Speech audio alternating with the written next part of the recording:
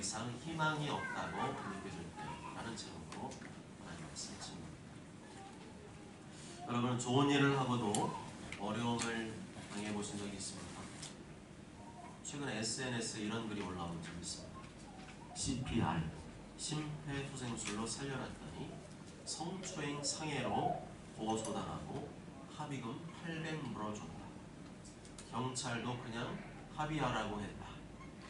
법원에서도 무죄 선고 못 받고 선고유예 받았다. 즉 합의 안 했으면 거기 있는 대로 골로 갈 뻔했다. 119 지시받고 했는데 나중에 재판 때 증인 출석도 안 해주더라. 가족 외에 어떤 상황이 와도 절대 CPR 하지 마라. 인생 작살난다. 사람이 죽어가는데 남자 여자 아직이 있습니까? 그건 말이 안 된다고 생각합니다. 사람 살려놨더니 성추행죄로 고소한다. 그것은 지독한 이기주의라고 생각합니다. 상대방이 나의 생명을 살려준 것에 대해서 고마워하지는 못할 망정, 단지 내 몸을 좀 편취했다는 이유로 그것을 불쾌하게 여기고 그것을 끝까지 물고 늘어진다. 그것은 지독한 이기주의죠. 그것은 아마 그런 사람 아마 소시오패스가 아닐까 생각이 듭니다. 다행히 전문가들의 의견을 물어보니까 응급 상황에서 CPR 했다고 해서 성추행죄를 물을 수는 없다고 합니다. 법적으로 고소해도 책임을 물을 수가 없다고 합니다. 심지어 CPR 하다가 환자가 사망한다 할지라도 CPR을 한 사람에게 그 책임을 법적으로 물을 수가 없다고 합니다. 그게 맞는 거죠. 제가 실제로 그 상황이 되어보진 않았지만 만일 사고를 당해서 누군가가 숨이 막 넘어가고 있어요. 그렇다면 저는 뭐 성추행으로 고소하든지 말든지 저는 CPR 할 겁니다. 제대로 제가 CPR을 정확하게 하진 못하겠지만 하여튼 제가 아는 지식 안에서 CPR을 해서 뭐 그 이후에 따르는 불이익이 있다 할지라도 저는 사람을 살리는 일에 주저하지 않을 것입니다. 왜냐하면 하나님께서 이 모든 상황을 지켜보시기 때문이죠. 오늘 본문에 보면 사도 바울도 좋은 일을 했습니다. 아주 좋은 일을 했습니다. 그렇지만 그것 때문에 어려움을 당하게 되었습니다. 왜 사도 바울이 좋은 일을 하고도 어려움을 당하게 되었을까요? 사도 바울이 무슨 좋은 일을 했는데 어려움을 당하게 된 것일까요? 그리고 그로 인해 당하게 된 어려움은 무엇이었을까요? 지난 시간에 살펴본 대로 사도 바울이 빌립보 도착해서 강가에 갔다가 기도하러 갔다가 거기서 루디아라는 한 여자를 만나게 됩니다. 루디아는 자주색 옷감 장사를 하는 사업가였습니다. 그 당시 자주색 옷감은 로마 정부의 공식 의복의 색상이었기 때문에 없어서 못 팔 정도로 아주 잘 팔렸습니다. 그 여인은 그로 인해서 아주 많은 돈을 벌었을 겁니다. 그 여인은 또한 하나님을 섬기는 사람이었습니다. 보통으로 하나님을 섬긴 게 아니라 하나님을 아주 잘 섬기는 사람이었습니다. 그렇지만 루디아는 복음은 몰랐어요. 아마 이방인이었는데 유대교의 하나님을 믿게 된 것 같습니다. 그래서 하나님은 알았지만 예수님은 몰랐어요. 복음은 몰랐습니다. 그러다가 사도 바울을 만나게 되었고 거기서 복음을 듣게 되었습니다. 구약에서 약속하신 메시아가 이 땅에 오셨다. 그 메시아가 우리의 죄를 짊어 십자가에서 피 흘려 죽으셨다. 그리고 다시 부활하시고 하늘로 승천하셨다. 루디아가 이 사도 바울이 전하는 복음을 들을 때 주께서 그 마음을 열어주셨습니다. 주께서 그 마음을 열어주시자 그 복음이 믿어지게 되었습니다. 오직 예수님의 그 은혜로 말미암아 자신이 구원받게 되었음을 확신하게 되었습니다.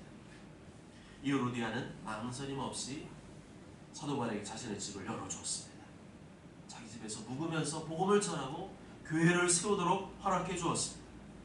나를 주 믿는 자로 알거든 내 집에 들어와 유하라 하고 강권하고 머물게 하니라.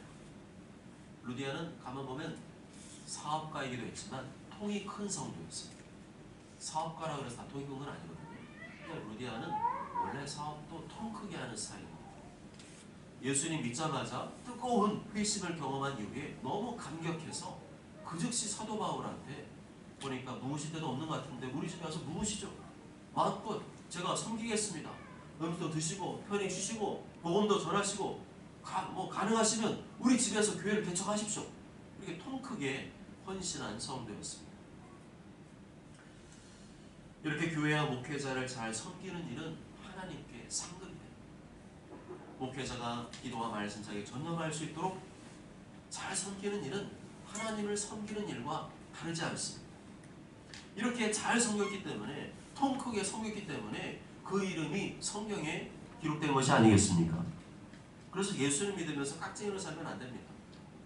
자신을 위해서는 잘 쓰면서 교회와 목회자한테 깍쟁이로 굴면 안 됩니다. 그런 성도는 아직도 주님의 뜨거운 구원의 은혜를 경험하지 못한 것이 아닌가 하는 생각이 듭니다. 그래서일까요? 하나님께서 그 가정을 통 크게 축복하시죠. 통 크게 헌신하고 또 희생했더니 하나님께서 또한 통 크게 그 가정을 축복하셨습니다. 루디아와 그 집이 다 예수님 믿고 세례를 받게 되었습니다. 하루아침에 온 집안 식구들이 다 예수님 믿고 세례를 받게 되었습니다. 할렐루야. 또한 16절에 보면 사도 바울 일행이 기도하러 가다가 거기서 어떤 여인을 만납니다. 근데 그 여인은 귀신 들린 여종이었어요. 얼마나 이 여종이 점을 잘 쓰든지 사람들이 용하다는 소문을 듣고 구름대처럼 몰려왔습니다. 이 여종 때문에 주인이 여종이 좀 돈을 많이 벌어다 주니까 부자가 되었어요. 우리가 기도하는 곳에 가다가 점치는 귀신 들린 여종 하나를 만나니 점으로 그 주인들에게 큰 이익을 주는 자. 그런데 이 귀신 들린 여종이 사도 바울을 만나고 계속 사도 바울의 뒤를 쫄쫄 따라오는 거예요. 그러면서 막 큰 소리로 막 외치기 시작했습니다. 근데 그 여종이 말하는 내용이 틀린 내용이 아니라 맞는 내용이었어요. 그렇지만 하도 막 시끄럽게 보니까 복음 사역을 하는데 지장이 생겼습니다. 이 사람들은 지극히 높은 하나님의 종으로서 구원의 길을 너희에게 전하는 자라 하며 이같이 여러 날을 하는지. 아무리 내용이 맞고 훌륭한 일을 한다고 추켜 세운다 할지라도 너무 자꾸 추켜 세우면 어때요? 부담스럽죠. 뭐 그 일이 훌륭하고 잘한다고 추켜 세우면 좋은데 자꾸만 막 너무 이렇게 오버에 추켜 세우면 부담됩니다. 그런 일 없은가요? 아무리 내용이 맞고 훌륭한 일을 한다 할지라도 평범한 사람이 아니라 귀신 들린 사람이, 귀신 들린 여종이 와서 자꾸만 막 이렇게 추켜 세우면 이건 마음이 좋은 게 아니라 더 불편해지겠죠. 누가 보면 사도 바울이나 무당이나 같은 편이라고 볼 수가 있었고요. 그렇게 되면 문제는 뭐냐면 사도 바울이 전하는 복음 메시지가 훼손될 수가 있었어요. 사도 바울이 전하는 복음이 귀신이 전하는 복음이랑 같은 거 아니냐? 이런 식으로 큰 오해를 불러일으킬 수가 있었습니다. 그래서 사도 바울이 여러 날 참고 고민하다가 18절 하반절에 보면 예수 그리스도 이름으로 귀신을 쫓아내는 것을 볼 수가 있습니다. 예수 그리스도 이름으로 내가 내게 명하노니 그에게서 나오라. 그에게서 나오라. 그에게서 나오라. 아니 즉시 나오니라. 할렐루야. 예수 그리스도 이름의 권세인 줄 믿습니다. 예수 그리스도 이름의 귀신이 무릎 꿇는 줄 믿습니다. 예수 그리스도 이름의 귀신이 떠나간 줄 믿습니다. 믿는 자들인 이러한 표적이 따르니 곧 그들이 내 이름으로 귀신을 쫓아내고. 얼마나 사도 바울이 좋은 일을 했습니까? 여종을 괴롭히는 귀신을 쫓아내주지 않았습니까? 귀신 들린 사람들은 주로 밤에 괴롭대요. 귀신들이 주로 밤에 나타나가지고 꼼사리를 뒤숭숭하게 하고 막 이상한 게 보이게 헛것이 보이게 하고 계속 거기서 밤중에 막 어떤 지령을 내린다는 거예요. 그런데 이제는 귀신이 더 이상 안 찾아와요. 자유로운 몸이 되었습니다. 더 이상 귀신의 종으로 살지 않게 되었으니까 얼마나 좋은 일을 한 것입니다. 그런데 이 일 때문에 잔뜩 화가 난 사람이 있었어요. 그 사람 누구일까요? 귀신 들린 여종의 주인이었습니다. 왜 잔뜩 화가 났어요? 그동안 귀신 들린 여종이 귀신 들려가지고 이런 전개를 막 알려줬거든요. 너는 동쪽으로 가야 돼. 너는 아니야. 너는 서쪽으로 가야 돼. 넌 서울로 가야 돼. 아니야. 너는 제주도로 가야 돼. 용하게 알려줬는데 이 전개가 이제 안 나와요. 그러니까 사람들이 안 와요. 왜 돈을 못 벌어요? 그건 주인이 화가 난 거예요. 주인은 귀신 들린 여종이 치유된 게 아주 못마땅했어요. 계속 귀신 들려 있어야 점을 잘 치고 돈도 잘 벌어다 주는데 정상이 되니까 이게 너무 싫었어요. 여종의 인생이야 뭐 어떻게든지 말든지 간에 나는 그냥 돈만 많이 갖다 벌어주면 되는데 이제 다 끝장난 거예요. 아주 나쁜 사람이죠. 한 사람의 인생이 귀신 때문에 망가지고 있는데 많은 사람 미혹한 죄로 인해서 그 대가를 아주 혹독하게 치러야 될 건데 지옥에서도 가장 뜨거운 데 떨어지게 될 것인데 그런 곳에는 안중에도 없고 그저 돈만 많이 벌어다 주면 된다는 생각을 했으니 얼마나 악질입니까? 근데 이 주인이 아주 산성가라는 것 같아요. 화가 났는데 도대체 왜 귀신을 찾아가지고 더 이상 우리 돈 못 벌잖아요. 어떻게 할 거예요? 다시 귀신을 집어넣든지. 거의 막 화가 이따만큼 나가지고 가만히 있지 않았어요. 바알과 실라를 법대로 처벌하도록 질질 끌고 관리들 앞에 데려갔습니다.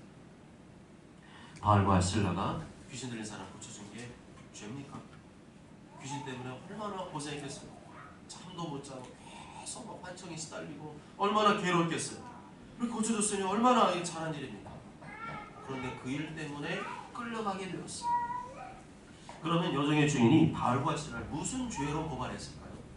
20절 하반절과 21절에 보면 이 사람들이 유대인인데 우리 성을 심히 요란하게 하여 로마 사람인 우리가 받지도 못하고 행하지도 못한 풍속을 전한다 하면, 쉽게 말하면 우리 지역의 풍속에 맞지 않는 들어보지 못한 풍속을 자꾸만 전한다는 거예요. 당시 기독교는 로마 정부의 공식적인 종교로 인정받지 못했거든요. 그러니까 이 사람들이 로마 정부의 공식적인 종교도 인정받지 못한 이 불법 종교를 가지고 전한다고 그걸 고발한 겁니다. 어떻습니까? 아무리 하나님께서 기뻐하시는 복음을 전하는 사역을 할지라도 세상 법으로 못하게 막을 수가 있습니다. 이 세상은 공중권세는 마귀가 붙잡고 있기 때문에 얼마든지 복음을 전하지 못하도록 세상 법으로 막을 수가 있습니다. 공산권 나라들을 보십시오. 중국을 보십시오. 북한을 보십시오. 이슬람권의 나라들을 보십시오. 복음을 전하면 잡아갑니다. 복음을 전하면 사회에 처하기도 합니다. 참수시키죠. 또 복음이 마치 나라를 망치는 마약 정도로 취급을 합니다. 그러한 곳에서 사도 바울이 복음을 전했습니다. 복음을 전했을 때 빠르는 고난과 어려움 알면서도 복음을 전했습니다. 병든 자를 고치고 귀신을 쫓아내고 계속해서 복음을 전했습니다. 그랬더니 거기 있던 사람들이 어떻게 했어요? 벌떼같이 일어나서 바울과 실라를 고발했습니다. 저놈은 가만두면 안 돼요. 저놈 불법 종교 이상한 거 와서 전하고 있어요. 저놈을 아주 매우 쳐주세요. 그랬더니 로마 정부의 재판관들도 그래 저놈들이 이상한 걸 전하고 있네 하면서 재판도 제대로 하지 않고 바울과 실라를 붙잡아서 옷을 찢어벗기고 매로 매우 쳤습니다. 23절에 보면 많이 쳤다고 되어 있어요. 이렇게 매로 치는 처형 예전에 있었거든요. 우리나라 조선시대 곤장 치는 거, 곤장 알죠? 십자가 틀 같은 데 딱 엎드려 놓은 다음에 엉덩이 싹 내리고 빠따 같은 걸로 아주 굵은 나무로 엉덩이를 쫙 때렸잖아요. 이 매질을 하는 게 태형입니다. 유대인들은 보통 죽지 않을 정도로 때렸습니다. 40대를 때리면 이게 유대인 율법에 걸리는 거예요. 그래서 39대를 때렸습니다. 39대 맞아보셨습니다. 말이 태형이지 엉덩이 핏줄 터집니다. 살 찢어집니다. 피가 막 흐르죠. 시퍼렇게 멍듭니다. 맞을 때마다 살이 찢어져 있는데 거기다 또 때리니까 얼마나 그 쓰라리고 너무 그 고통스러운 곡소리는 그리고 막 눈물이 막 나. 이건요 안 맞아본 분은 모르시는데 좀 이렇게 군대 학교에 있다 보니까 많이 맞아봤거든요. 그러면요 사나이 울면 안 되잖아요. 근데 뭐 고통스러운데 나도 모르는 눈물이 막 흐르는 거예요.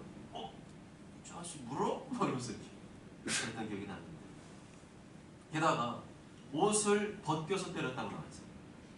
옷을 벗겨버리고 그냥 알몸에 때렸을지도 몰라요. 대단히 수치스럽고 모욕적인 일이죠.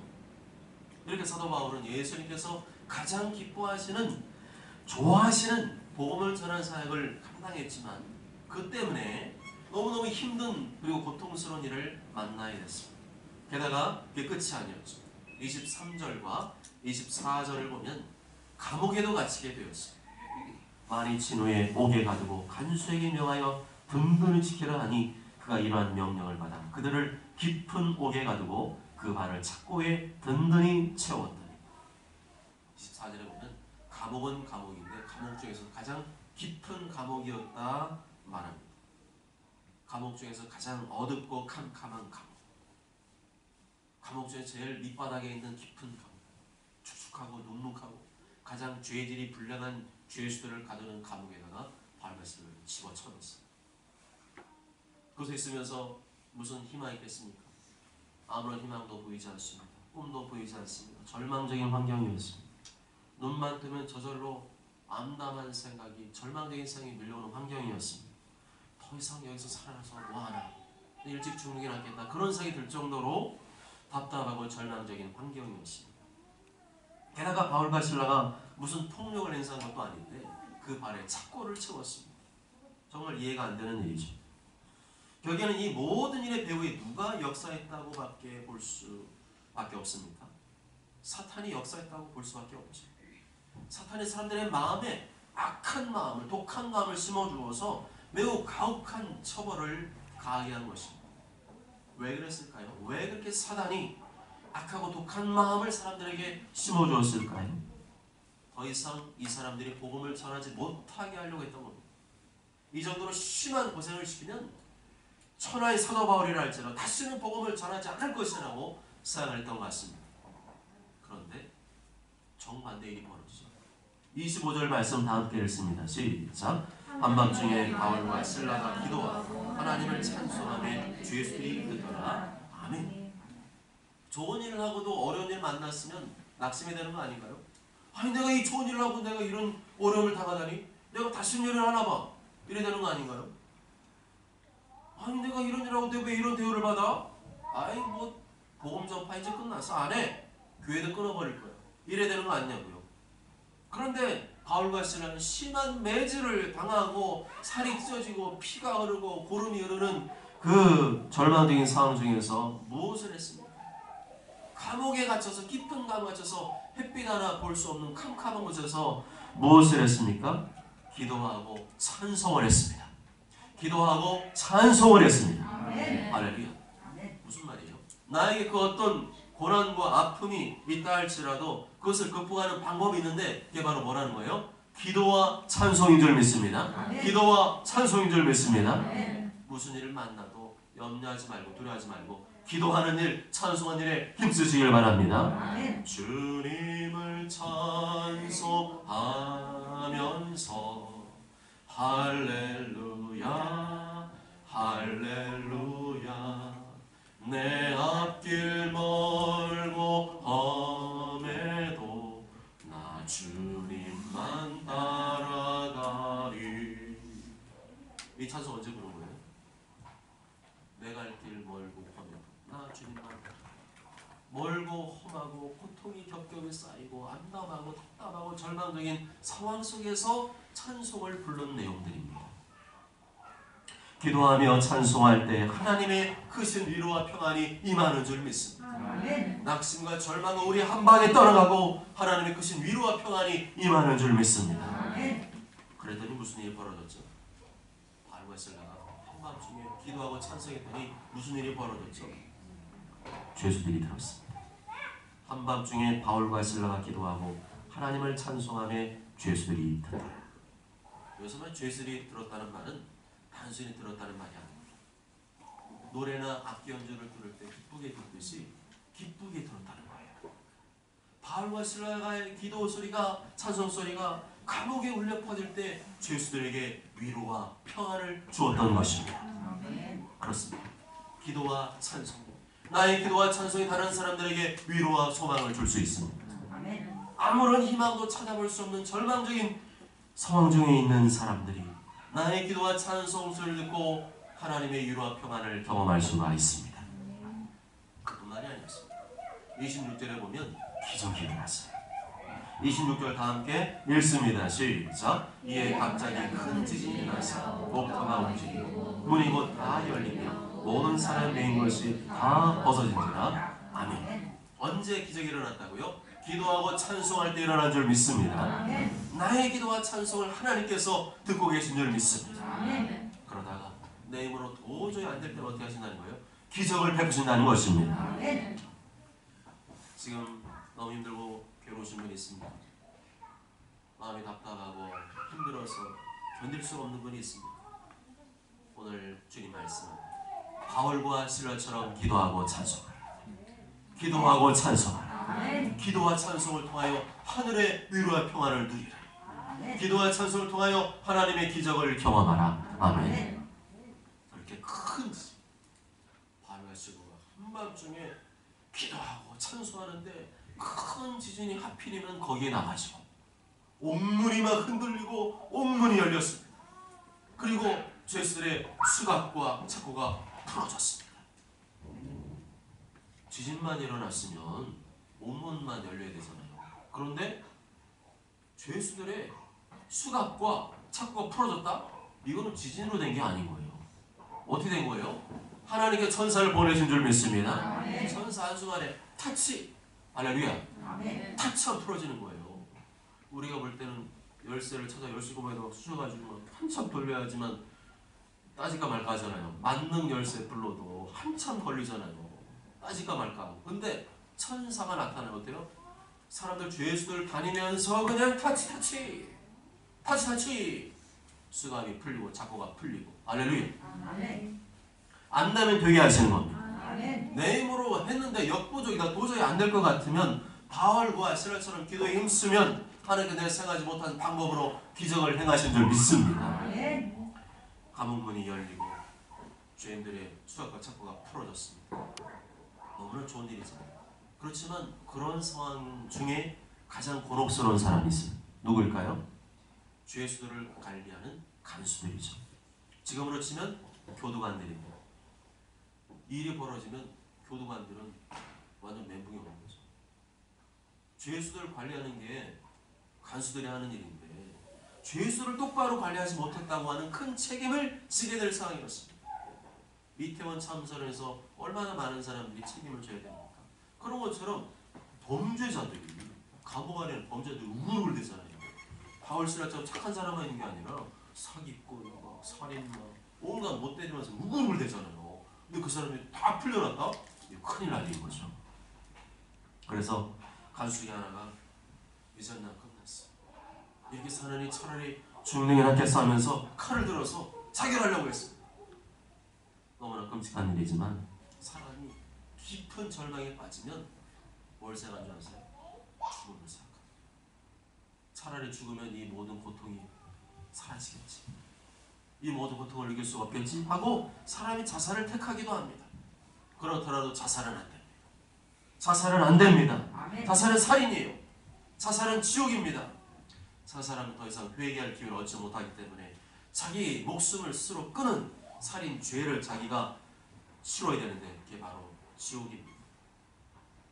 이 모습을 본 바울이 어떻게 했습니까? 28절에 보면 바울이 크게 소리 질렀습니다. 안 됩니다. 안 돼요. 자살하면 안 됩니다. 당신의 몸을 상하게 하면 안 됩니다. 우리가 도망치지 않고 그냥 여기 있을 테니까 자살하면 안 됩니다. 간수가 이 바울의 진소리에 정신을 바짝 차렸습니다. 자살하려고 했다가 생각을 고쳐먹었어요. 그리고 갑자기 등불을 달라고 하더니 불을 환히 밝힌 다음에 바울과 실라 앞에 부들부들 떨면서 그 앞에 엎드렸습니다. 그리고는 바울과 실라를 밖으로 데리고 나가더니 이렇게 물었어요. 30절에 보면 내가 어떻게 하여야 구원을 받으리까? 선생님, 제가 구원받으려면 어떻게 해야 합니까? 여러분이 만일 이런 질문을 받으신다면 여러분 어떻게 대답하시겠습니까? 노계씨, 어떻게 하면 구원을 받을 수 있죠? 나 죽은 다음에 지옥 갈 것 같아서 너무 무서워요. 너무 두려워요. 나 어떻게 하면 구원 받을 수 있어요? 여러분 어떻게 할 거예요? 글쎄요. 교회는 다니는데 잘 기억이 안 나네. 그러셔야 되겠습니까? 주 예수를 믿으라. 그리하면 너와 네 집이 구원을 얻으리라. 아멘. 확실하게 말해주시기 바랍니다. 아멘. 31절이 똑바로 큰 목소리로 31절 읽습니다. 시작. 가로되 주 예수를 믿으라. 그리하면 너와 내 집이 구원을 받으리라 하고. 아멘. 죄에서 구원받는 방법은 한 가지. 하나님의 심판받지 않는 방법도 한 가지입니다. 그것은 내가 받아야 될 죄와 심판을 대신 받아주신 예수님을 믿는 것입니다. 주 예수를 믿으라. 그리하면 너와 내 집이 구원을 받으리라. 할렐루야. 그랬더니 간수가 이 복음을 믿었습니까? 안 믿었습니까? 믿었습니다.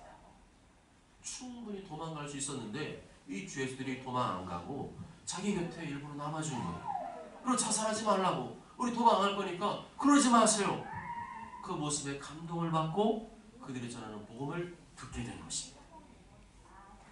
양자같이 살면서 복음을 전하면 상대방 복음을 듣겠습니까? 자기 살궁리만 해놓고 복음을 전하면 복음을 듣겠습니까? 내가 볼 때는 저 사람 대책이 없어. 근데 대책 없는 사람이 나를 위해서 희생하고 헌신하네. 그럴 때 예수님의 복음이 전해지는 줄 믿습니다.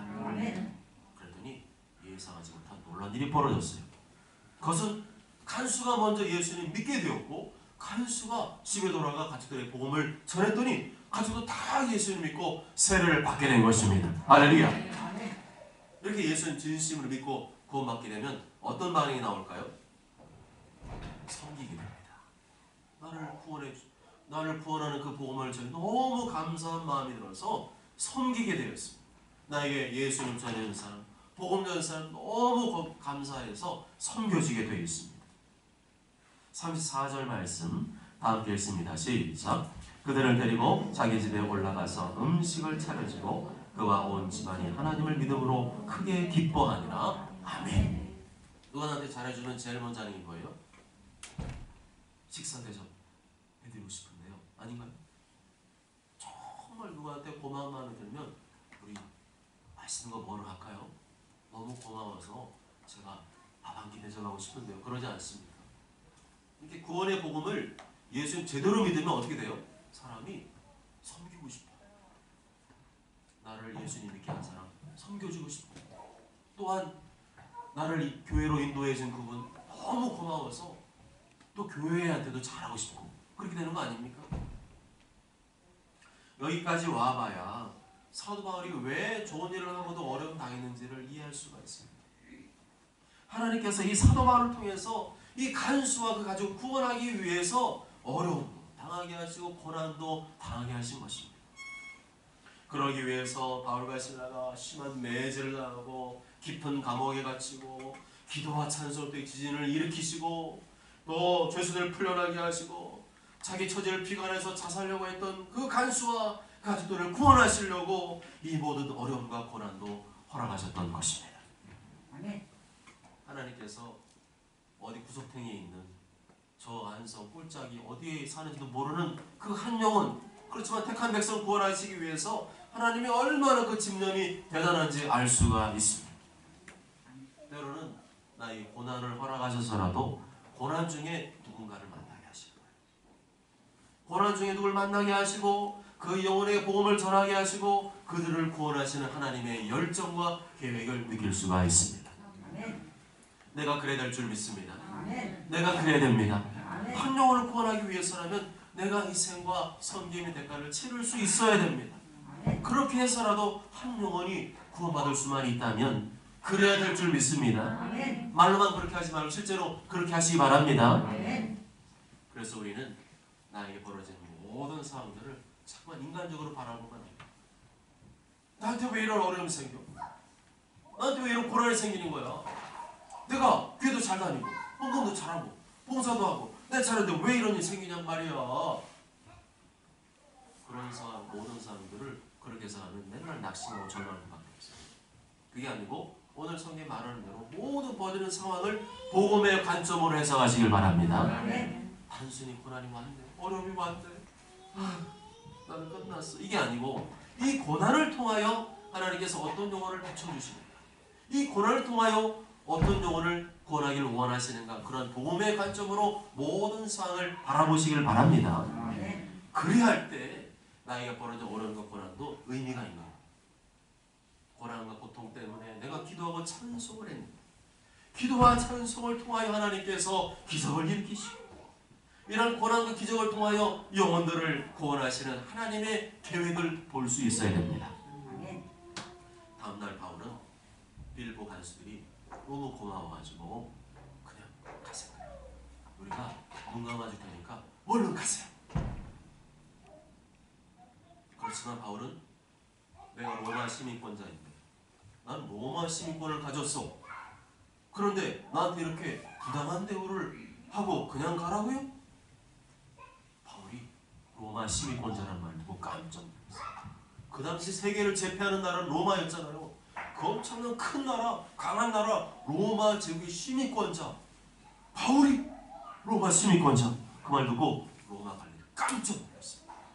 그리고 바울과 실라한테 직접 찾아가가지고 이제 정중하게, 어제는 막 그렇게 때리고 매질하고 감옥에 집어넣었더니 이제는 와가지고 저기 죄송한데 로마 시민권자인 줄 우리가 몰랐거든요. 죄송하지만 한 번만 봐주시면 안 될까요? 여기서 좀 떠나주시면 안 될까요? 요청을 했습니다. 전세가 완전 뒤바뀌었죠. 이게 바로 35절부터 40절까지의 내용입니다. 로마 관리들이 로마 시민권자를 부당하게 대우한 것은 처벌 대상입니다. 로마 시민권자에게 정상적인 재판도 열지 않고 처벌했다? 불법입니다. 퇴장을 가했다? 불법입니다. 감옥에 집어넣었다? 불법이에요. 그것을 잘 알고 있었던 바울이 일부러 공개적인 시정을 요구했습니다. 이건 잘못됐습니다. 내 이렇게 억울한 일을 당하게 되는데 이건 잘못됐습니다. 그런데 그것은 자기의 억울함을 풀기 위한 것이 아니었습니다. 우리는 자기 억울함 풀기 위해서 이렇게 법에 호소하잖아요. 사도 바울은 그런 차원에서 자기 억울함, 아니 어떻게 법대로 해야지 이렇게 부당한 재판을 할 수 있습니까? 나 로마 시민권자인데 이렇게 함부로 되는 거예요? 나 이거 터진 거 봐요. 셀피치 여기. 에? 집안에 먹느라 지금 계란 두글려도 지금 하나도 안 남고 힘들어 죽겠네. 보상을 해줘. 보상을. 그게 아니었어요. 자기 자신이 당한 억울함보다도 복음이 이렇게 불명예스럽게 되었다는 것이 억울했던 거죠. 복음을 전하는 게 잘못된 일이 아닌데 복음을 전했다는 이유로 이 심한 고난과 처벌을 받은 것이 부당하다고 호소한 것. 그리고 그 지역에 있던 교회들은 다 지금 어린 교회들이잖아요. 약한 교회들이잖아요. 근데 만약에 이걸로 끝내버리면 그 다음에 이 교회들이 복음을 전하는데 어려움이 생깁니다. 그래서 자기 대표로 자기 억울함 호소한 게 아니라 이 어린 교회들이 복음을 내가 떠난 이유로 당당히 전할 수 있도록 복음이 잘못된 게 아닙니다 하는 것을 호소한 거였습니다.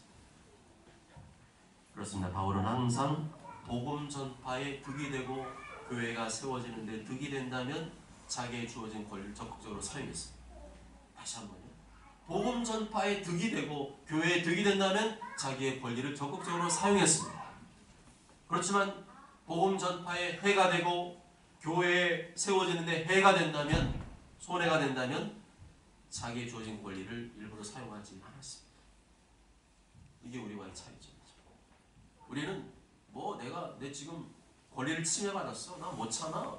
교회가 어떻게 되든지 복음이 어떻게 되든지 그걸 신경 안 써. 나는 반드시 받아내야 되겠어. 그러면은 교회가 세워지지 않습니다. 그럼 복음 전파가 되지 않습니다. 사도 바울에게서 모든 기준은 복음과 교회였습니다.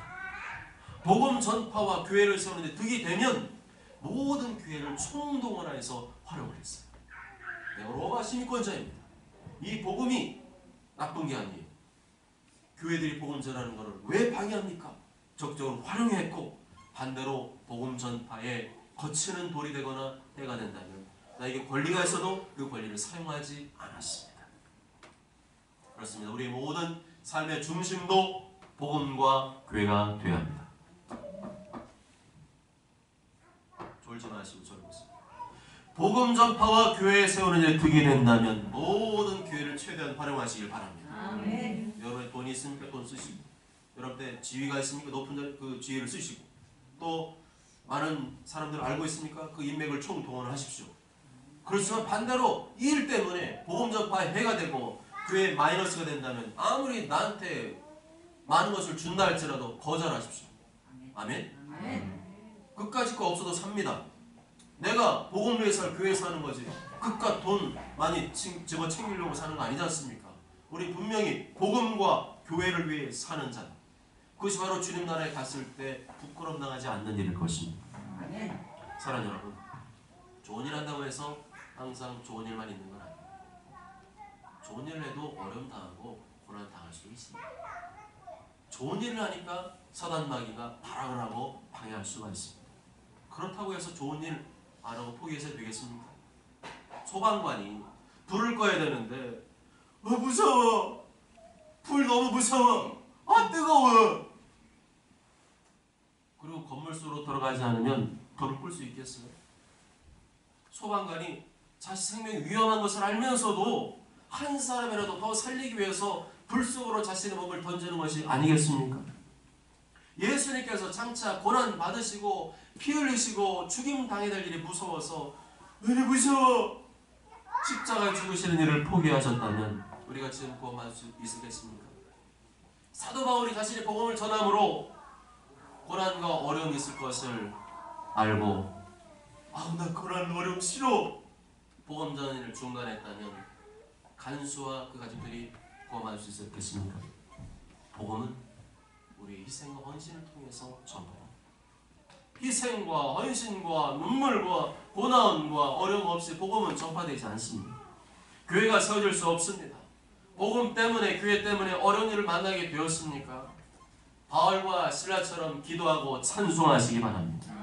나를 통하여 한 영혼이라도 구원받을 수 있다면, 나를 통해 주님의 몸된 교회가 세워질 수 있다면 그 고난과 어려움 앞에 낙심하거나 포기하지 말고 바울과 실라처럼 끝까지 찬송하며 기도하며 전진하시기 바랍니다.